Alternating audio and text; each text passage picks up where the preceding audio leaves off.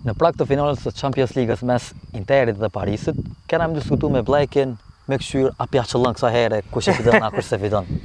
Qyre Visar është problem shumë. Jo veç problem se janë dy ekipe që s'ka prit kërkush, po është vështirë. Parisi i kanë poshtë 4 ekipe Premier League-s, e pam, Cityn, Aston Villën, Liverpoolin, Arsenalin, Interi, knej, ligë sa kanë poshtë veç Leverkuseni, manej Barcelonën e nalit, më thonë ja boni 7 golla Barcelonës.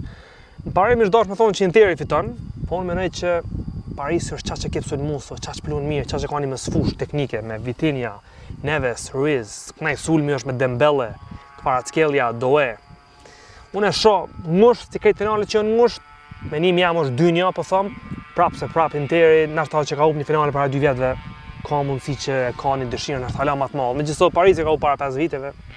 S'po di, çfarë më mend aty, a ka shpresë? Unë të kumpason fillim që Interi unë që i koqit ekipet. I koqit ekipet. Edhe këtë tash ka dalën. Po ne 6 golla ja boni, po i koqiti, i heki. Po, e vërtet.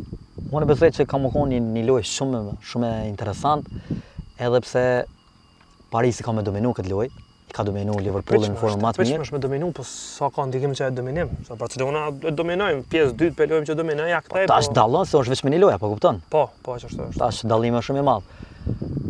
I kena 2 trajnera, do të thonë Enrique kuptohet me posedim, sulmues, çka vjen në Barcelonë, Knej, Inzaghi, këtë të thonë është vetëm mbrojtje, po s'është vetëm mbrojtje kur jap 3 golla me se Barcelonës 4 jap vendas, kështu që një farë përplasje ideve ka me kon, po prapë unë mendoj që Inzaghi është, më thonë edhe një herë, është ndoshta trajneri i fundit i llojit vet italian që edhe pse ka bën një farë lojë mbrojtëse, prapë ka pas sukses më shumë se të tjerë, kështu që ngusht është. Tani vinë lojtar kokë me kokë. Këtë edicion Inzaghi nuk u mbrojt.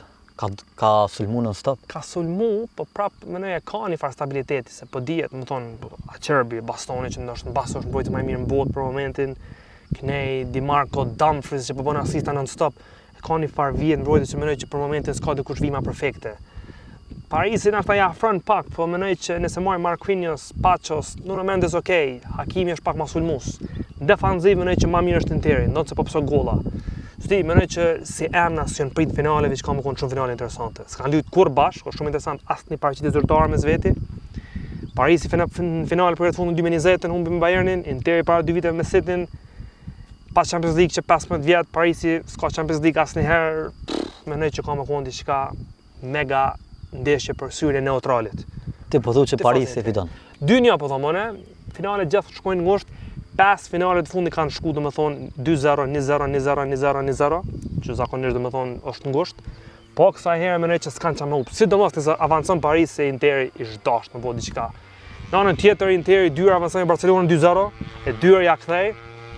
S'po di. Parisi na ka çudit, kështu që mendoj që i zhdasht për pak me fitu. Po prapë po them është gjëna më vogël se Interi na ka demantu. Ka eliminu Barcelonën, ka eliminu Bayernin. Kështu që me qenë se Bleki po thotë që e fiton Paris, unë po tham Interi. Deri atar, mbajtë të shije. Ja po dhe rezultatin shpejt. Rezultati mendoj 2-1 për Interin. Dika po del ka dinë.